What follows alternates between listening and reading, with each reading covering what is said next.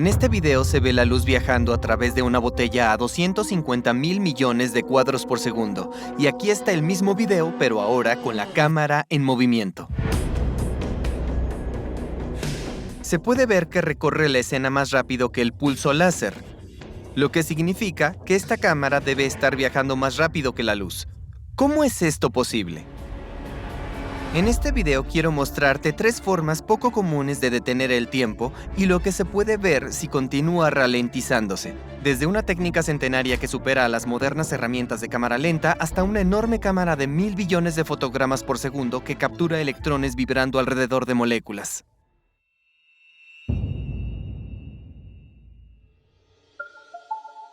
En la década de 1920, los motores eléctricos eran el nuevo estándar para accionar fábricas y molinos. Pero muchos de estos motores también tenían un defecto.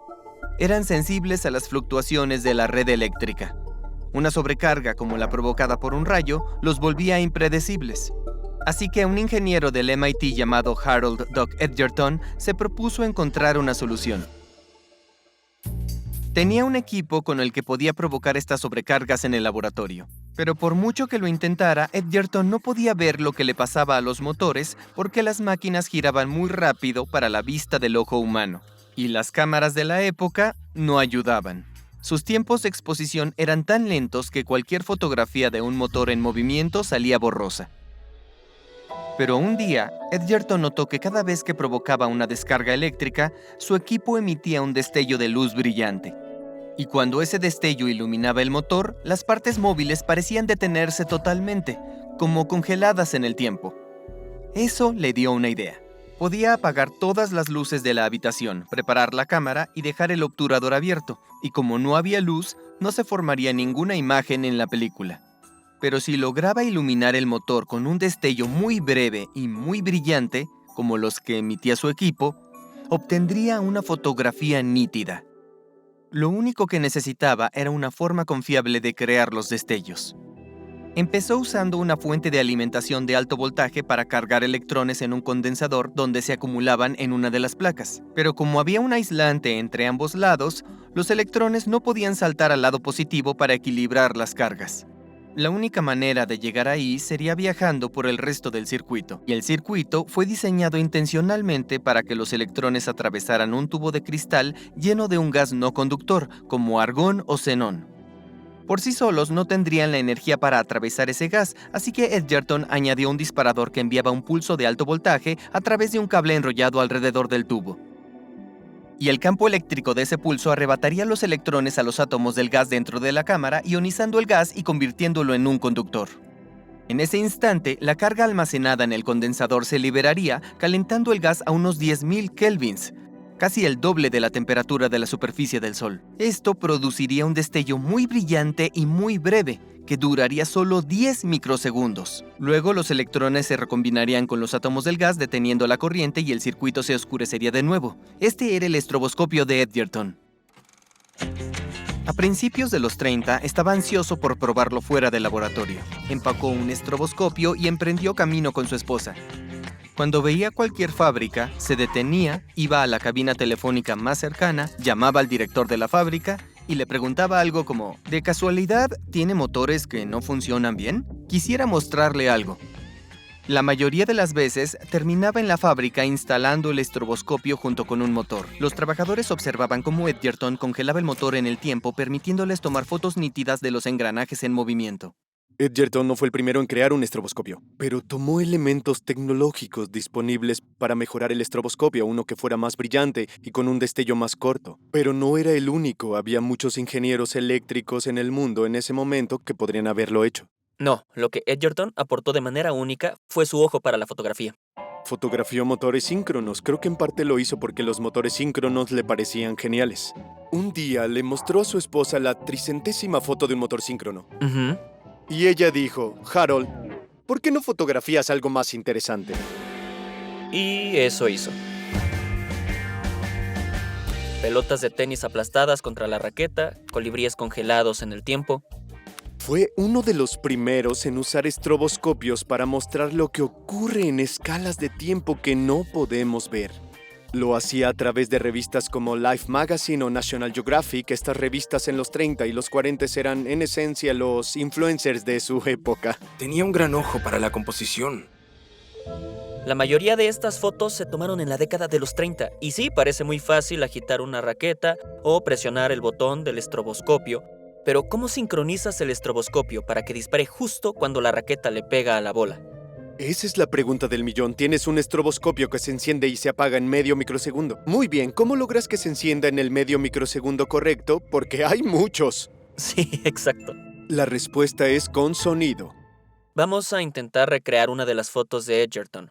Reventar un globo y congelarlo en el tiempo. ¿Está bien si revisamos la configuración? Creo que sería muy buena idea. ¿Por qué no revientas un globo? Paso 1. Preparas el experimento, o en este caso al ejecutante, y lo siguiente es encuadrar la imagen. ¿La encuadras antes de que el globo reviente para enfocarlo y todo eso? Exacto. Si no consigues una buena foto cuando no pasa nada, agregar movimiento no ayuda. El siguiente paso será colocar el estroboscopio en el lugar correcto. Tiene instalada una unidad de disparo con micrófono. Cuando llega un sonido fuerte al micrófono, la unidad de disparo envía una señal para activar el estroboscopio. Vamos a apagar las luces. Vamos a abrir el obturador de la cámara, pero no habrá una imagen porque la habitación estará oscura. Contaré 3, 2, 1, pop, y cuando diga pop, revienta el globo con un movimiento hacia arriba. Y cuando el sonido llegue al micrófono con un pequeño retraso, se dispara el estroboscopio. La cámara capturará esa imagen durante el microsegundo en que esté iluminada. Muy bien, listo. Apaguen las luces. Y 3, 2, 1, pop. Y luces. Ok. Muy bien, te ves muy... no se metan con él. No. ¡Qué maravilla! Se ve el interior del globo. Es impresionante. Ok, esta es otra foto que tomamos. ¿Puedes adivinar qué es esta esfera blanca flotante? Aquí está un momento después. Es como un sombrerito. Cierto, sí. Esa esfera es una gota de leche cayendo en un plato. Aquí está aplastada, pero no se pueden ver las gotitas que se esparcen. Sí, se ve muy nítida. Mira, ven a ver esto. Aquí es translúcida. Se puede ver a través de ella. ¡Oh, wow! Cuando Edgerton le mostró al mundo el poder de la fotografía estroboscópica, atrajo la atención de alguien inesperado. En 1939, George Goddard, un comandante estadounidense, llegó sin avisar al laboratorio de Edgerton.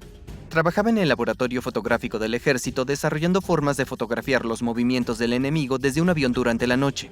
La forma antigua de hacer fotografía de reconocimiento nocturno era volar sobre el sitio a gran altura y lanzar una bengala en un paracaídas.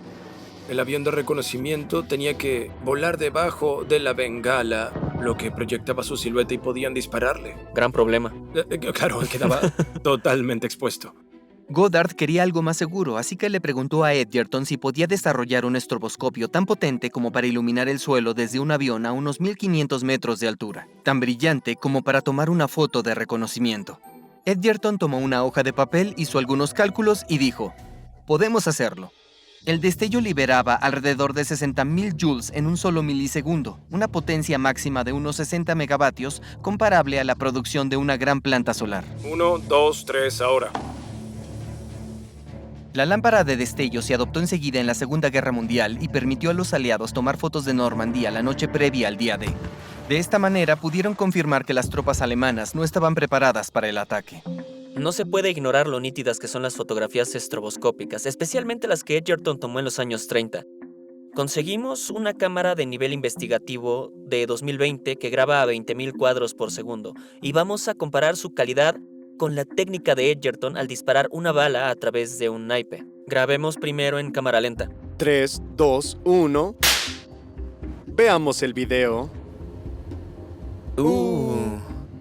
Se ve genial como la parte superior que queda flotando se Como mantiene. si no pesara.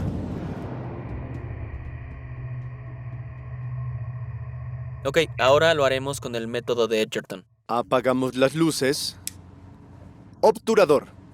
Obturador abierto. 3, 2, 1. Ok, creo que lo vi. Impresionante.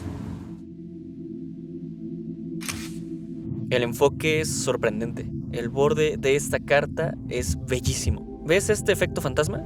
Aquí se ve una carta. Puedes ver el efecto fantasma. La razón es porque el obturador se abre 1 o 2 segundos antes de disparar la pistola. Hay suficiente luz difusa en la habitación como para crear una leve exposición. También usamos un micrófono para medir el tiempo de la bala, aunque es más rápida que el sonido. Aquí está la pistola, dispara, el sonido dispara, sale, pero la bala sale antes que el sonido. Pero la bala es supersónica y un objeto supersónico que atraviesa el aire crea un sonido, una explosión sónica. Se puede capturar esa explosión sónica con un micrófono. Y moviendo el micrófono físicamente a lo largo de la trayectoria, obtienes el instante en que la bala estará cuando se active el estroboscopio. Creo que es una solución brillante al problema. Y puedo decirlo porque no la inventé yo. Edgerton era muy inventivo y tenía proyectos por todos lados. Enseñaba en el MIT, pero también tenía empresas de cosas como cámaras acuáticas y hacía películas, e incluso ganó un Oscar. Si había algo que quería hacer, simplemente lo hacía, y siento que yo soy lo opuesto. Cuando me uní a Veritasium en 2023, comencé como investigador, verificaba la información y preparaba las tomas. Pero un día Derek y el otro escritor me sugirieron que hiciera mi propio video, y recuerdo que pensé, sí, no sé, tal vez algún día.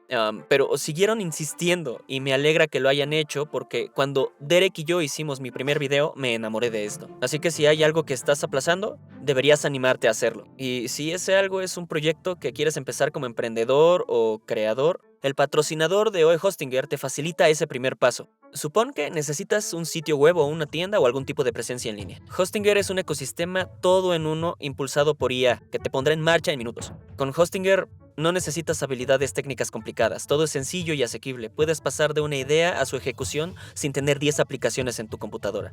Si hay un proyecto que estás aplazando para un día de estos, conviértelo en tu día 1 con Hostinger. Ve a hostinger.com/Veritasium10 y suscríbete usando el código Veritasium para obtener un descuento del 10%. O puedes escanear este QR. Quiero agradecer a Hostinger por patrocinar esta parte del video y ahora volvamos a las fotografías que tomamos. Ok, aquí están las dos técnicas lado a lado. Y aquí está la original tomada por Edgerton. ¿Por qué a una cámara de nivel investigativo del 2020 le cuesta obtener la misma resolución que a una cámara de hace décadas? La razón es que en realidad aquí estamos trabajando con dos resoluciones. Una resolución espacial o cuántos píxeles tiene la imagen y una resolución temporal que indica si se captura un solo cuadro como en el estroboscopio o una secuencia de cuadros como en un video a alta velocidad. El problema es que muy a menudo el hardware es limitado, por lo que hay que elegir entre una resolución u otra, alta cantidad de píxeles o alta velocidad de fotogramas. El límite fundamental es que tan rápido se pueden extraer los píxeles del sensor y por eso hay una velocidad máxima para leer cada píxel. Y para ir aún más rápido, tienes que dejar de leer todos los píxeles. Esta cámara da 1.000.000 de cuadros por segundo, pero es de 16 por 128 píxeles, y eso no es mucho en una imagen. Ok, siempre hay que compensar, o se opta por un conteo de píxeles muy alto y baja velocidad de fotogramas. En el centro Edgerton llevamos esto al máximo con un solo fotograma y ya. O bien se hace lo contrario, un píxel y una alta velocidad de fotogramas. 1.000.000.000 de cuadros por segundo. Pero espera, ¿un solo píxel? ¿Qué puedes hacer con un píxel? Buena pregunta.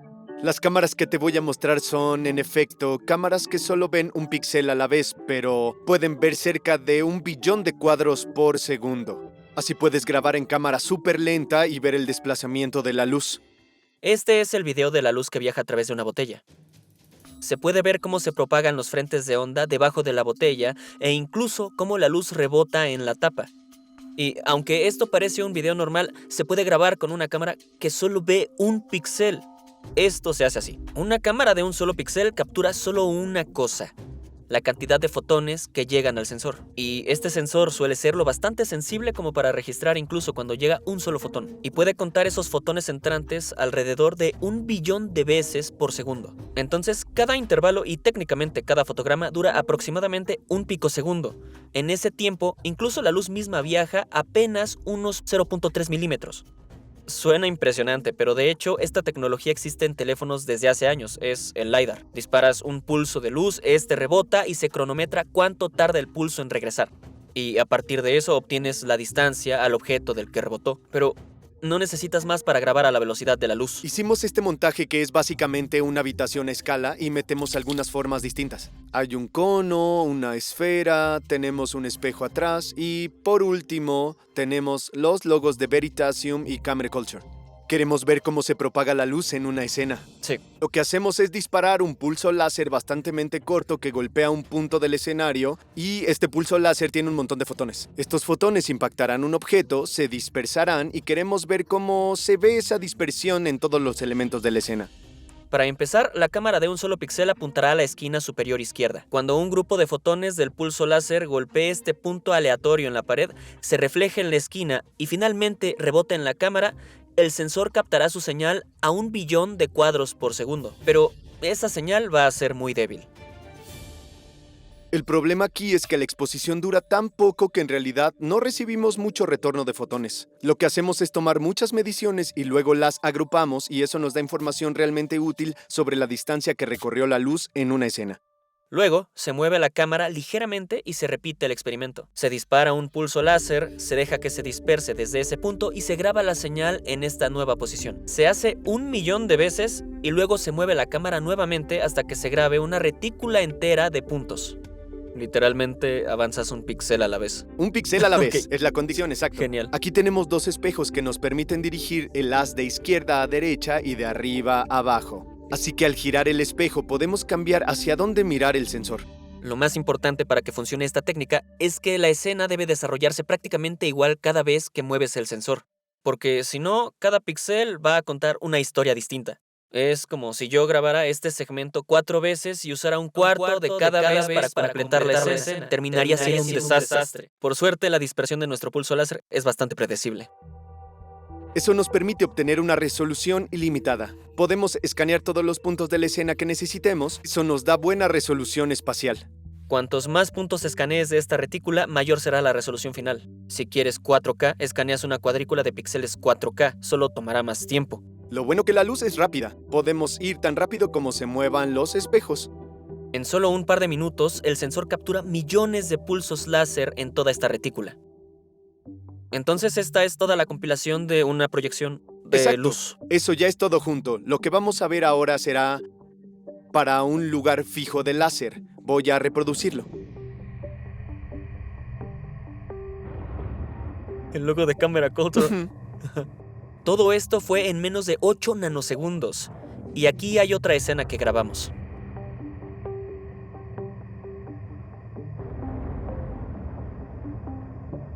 También se puede llevar esto un paso más allá al rotar la escena y grabar múltiples puntos de vista.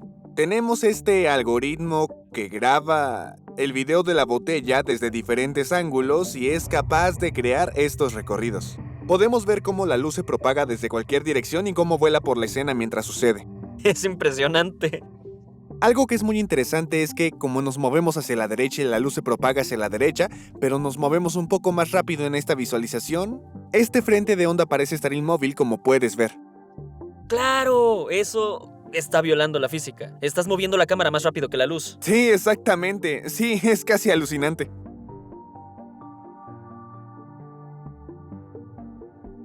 En esta pecera metimos un espejo y este difusor de luz. Vas a ver cómo entra el pulso de luz a la pecera y se refleja en el espejo y luego llega al difusor. ¡Qué locura! Esta es una red de difracción que va a difractar la luz en diferentes modos. ¿Estos son los distintos modos? Increíble.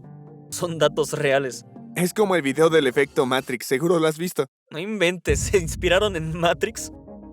Por cierto, estos videos fueron creados en la Universidad de Toronto y el MIT. Pero Brian de Alpha Phoenix construyó una de estas cámaras de alta velocidad en su cochera. Una locura. Les recomiendo verlo. Estos son los dos extremos. Por un lado, la fotografía estroboscópica y por el otro, el billón de cuadros por segundo. Pero si se combinan ambos, de hecho, se puede ver lo que hacen los electrones. Aunque lo que eso significa exactamente está en debate. Dicen que los electrones actúan como ondas, no exactamente.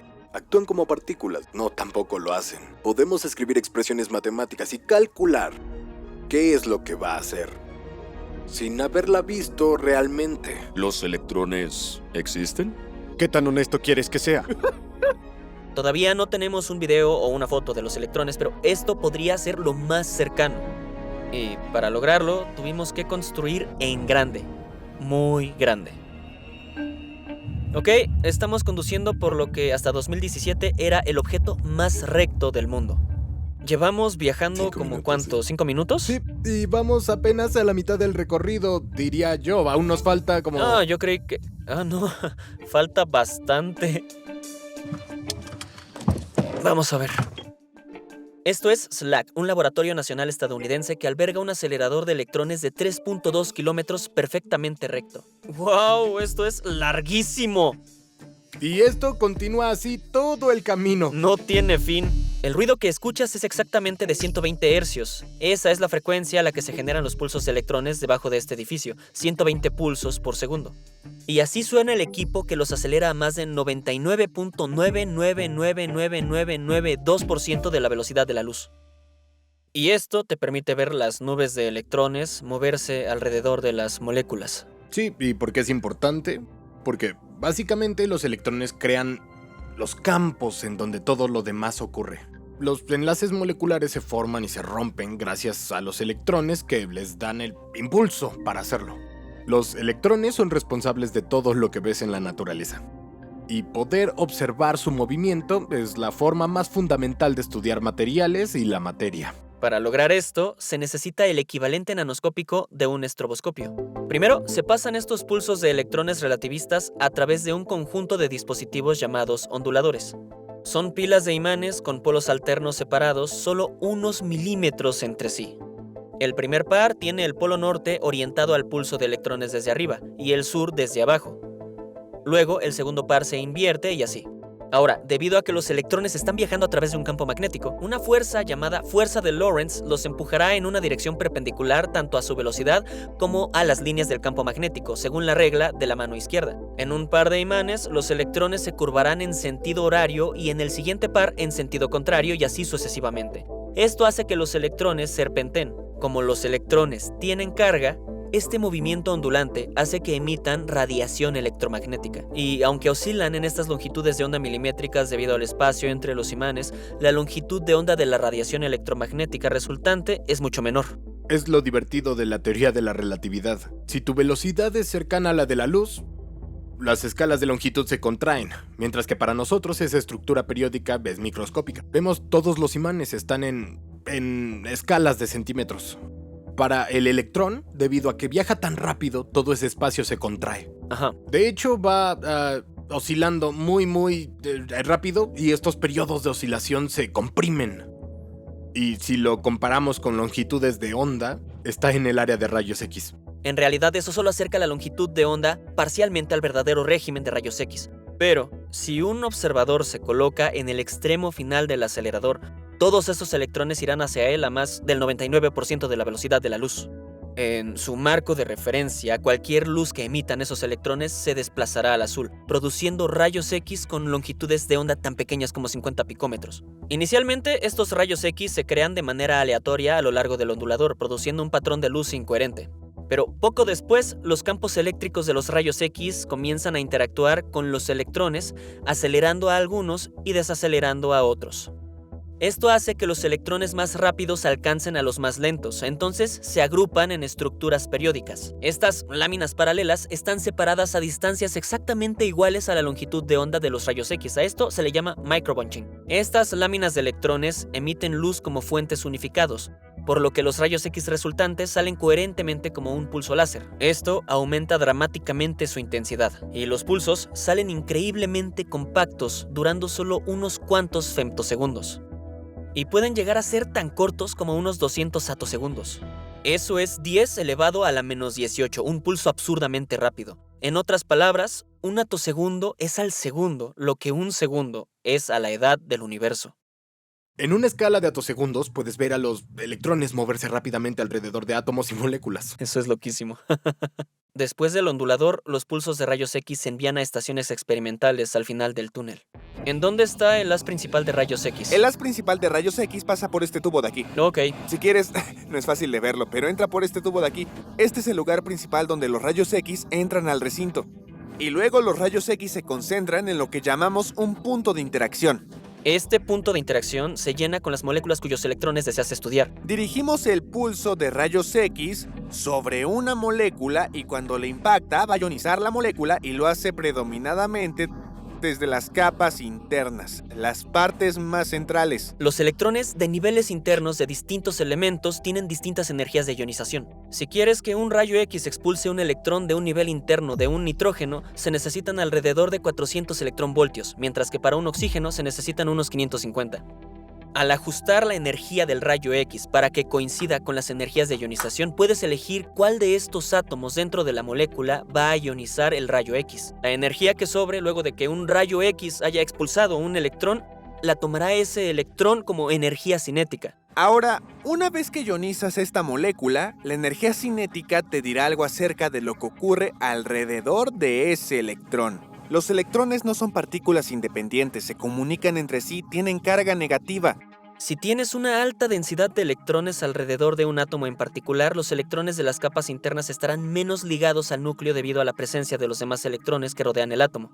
Entonces su energía de ionización será ligeramente menor. En cambio, si la densidad de electrones alrededor de un átomo es menor que la media, los electrones de niveles internos estarán más fuertemente ligados con una energía de ionización mayor. Por lo tanto, al medir la energía cinética de los electrones expulsados, puedes usar la diferencia entre la energía de rayos X de entrada y la energía cinética resultante para inferir cuál era la densidad electrónica.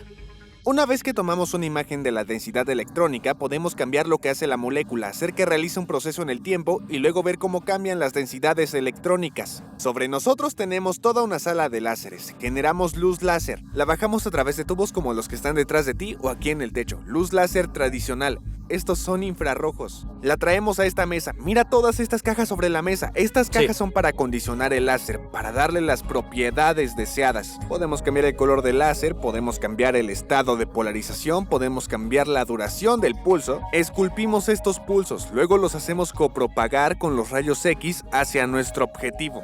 Y ahora nuestro primer pulso láser creará un estado de desequilibrio en la molécula, inducirá cierta dinámica y luego nuestro pulso de rayos X lo sondeará. Este pulso de rayos X de un atosegundo expulsa un electrón de la molécula tras un retraso de tiempo t, y al medir la energía cinética de ese electrón, se puede estudiar cómo reaccionó la densidad electrónica de la molécula al láser desencadenante. Así obtienes una instantánea en atosegundos, como un estroboscopio, de cómo cambió la molécula. Luego se toma otra muestra de la misma molécula, se le dispara nuevamente con el láser, pero esta vez se incrementa ligeramente el retardo de la sonda AT más delta T. Esto va a indicar cómo cambia la densidad electrónica un poco después. Y se puede seguir incrementando el retraso cada vez para obtener una secuencia de fotos de la evolución de la densidad electrónica. No es asumir demasiado cuando cada vez que lo haces esperas un resultado repetible de las moléculas. Necesitas que tu iniciador induzca las mismas dinámicas una y otra vez. Sí. Si cada vez ocurriera un nuevo proceso, esta técnica fracasaría. Pero si la escena se repite, como con la cámara de 1 billón de cuadros por segundo, puedes usar esta técnica para crear una película molecular. Y aquí, el intervalo mínimo con el que puedes ajustar el retraso temporal del estroboscopio de rayos X es de alrededor de 300 atosegundos. Así, puedes obtener fotogramas separados por unos cuantos cientos de atosegundos. Y si los unes, obtienes una película que técnicamente será de 1000 billones de cuadros por segundo. Esta es una película de las dinámicas que querríamos representar. Este es un pequeño sistema molecular llamado para-aminofenol. Este cálculo lo realizaron algunos de nuestros colaboradores en Madrid.